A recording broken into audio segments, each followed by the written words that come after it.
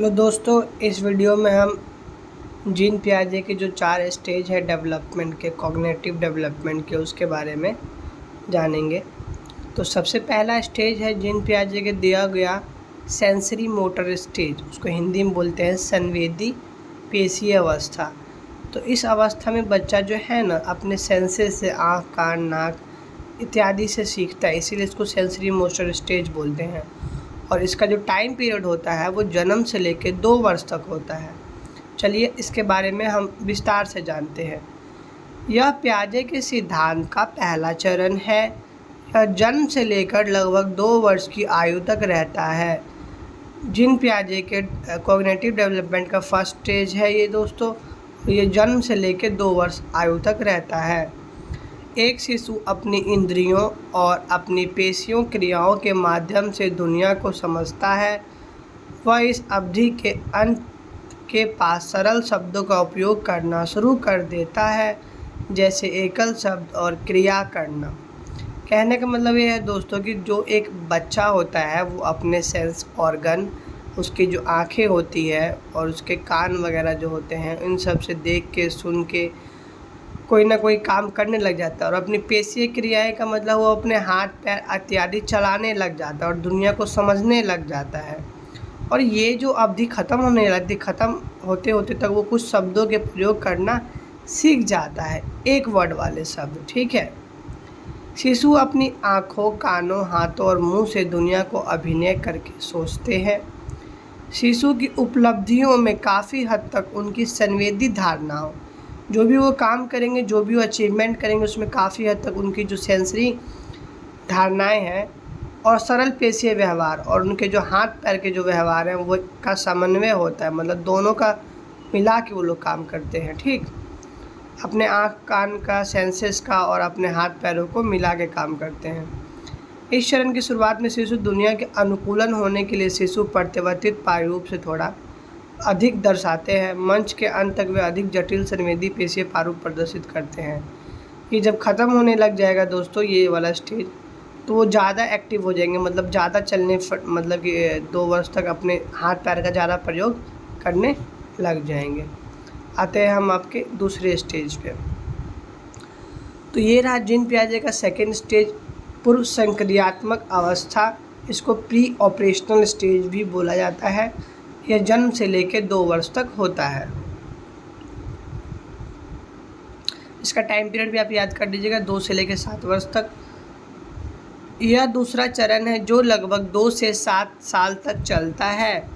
प्रतिक्रियात्मक कार्य विकल्प 2 से 4 वर्ष की आयु के बीच होता है। अब इस मतलब प्री ऑपरेशनल स्टेज को इन्होंने 2 भाग में बांट दिया, 2 से 4 साल और उसके बाद 5 से 7 साल। तो 2 से 4 साल का जो स्टेज है उसको सिंबॉलिक सब स्टेज बोलते हैं, जहाँ पे बच्चा सिंबल के थ्रू सोचता है, किसी प्रतीक, किसी चिन्ह के थ्रू सीखता है। थर्ड पॉइंट देखते हैं, भाषा के विस्तारित पर उपयोग और क्रिया करना, मतलब खेलना, इस प्रारंभिक बचपन के विकल्प के दौरान प्रतिक्रियात्मक विचार में वृद्धि के अन्य उदाहरण हैं। मतलब वो भाषा का प्रयोग कर पाता है, खेल पाता है, वो सिंबॉलिक थॉट के क्या है, ये क्या एग्जाम्पल है। इस स्टेज में बच्चा ना प्राइमरी स्कूल में जाना शुरू कर देता है। प्राथमिक विद्यालयों के वर्षों में बच्चों के चित्र और यथार्थवादी, साफ और सटीक बनते हैं।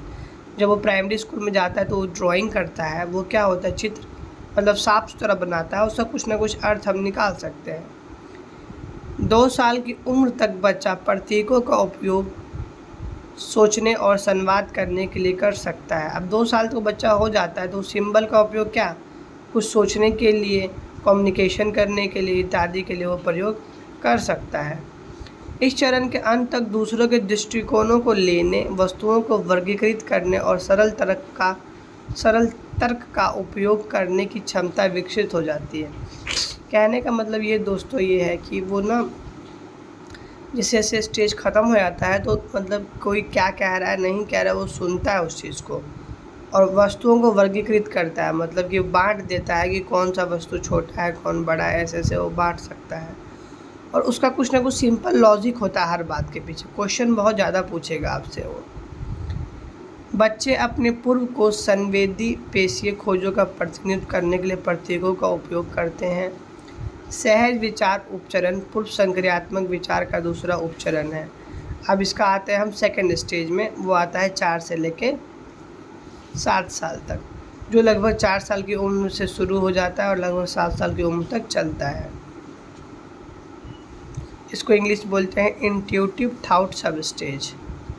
सहज विचार सब चरण में बच्चे मौलिक तर्क का उपयोग करना शुरू कर देते हैं। मौलिक तर्क मतलब मोरल रीजनिंग का उपयोग करना शुरू कर देते हैं, परमिटिव रीजनिंग भी बोल सकते हैं, और सभी प्रकार के प्रश्नों के उत्तर जानना चाहते हैं। मतलब आपसे पूछेगा बच्चा कि आसमान क्यों नीला है, ये ऐसा क्यों होता है, वैसा क्यों होता है, मतलब सभी प्रकार के प्रश्न का उसको उत्तर चाहिए। इस चरण को सहज उपचरण कहा जाता है क्योंकि बच्चे अपने ज्ञान और समझ के बारे में इतना सुनिश्चित होते हैं कि वे अभी इस बात से अनजान हैं कि वे कैसे जानते हैं और क्या जानते हैं। उनके पास ज्ञान है लेकिन तर्कसंगत सोचने के उपयोग के बिना। कहने का मतलब उनको पता है कि ये चीज़ कैसी है, ये क्या है, नहीं है, बट उनके पास लॉजिक नहीं है उसको प्रूव करने के लिए कि ऐसा क्यों होता है। तो उस चीज़ के लिए आपसे बार बार वो प्रश्न पूछ सकते हैं। तो कुछ कुछ ये मतलब कि सीमाएं हैं इस चरण की। इस चरण का मतलब कुछ कुछ वो है, वो आपके मतलब पेपर में डायरेक्टली पूछा जा सकता है। पहला है अहंकारी, मतलब ईगोसेंट्रिज्म। इस अवस्था में बच्चा अपने आप को सप्रिय मानता है, मतलब उसने जो बोल दिया वही सही होगा।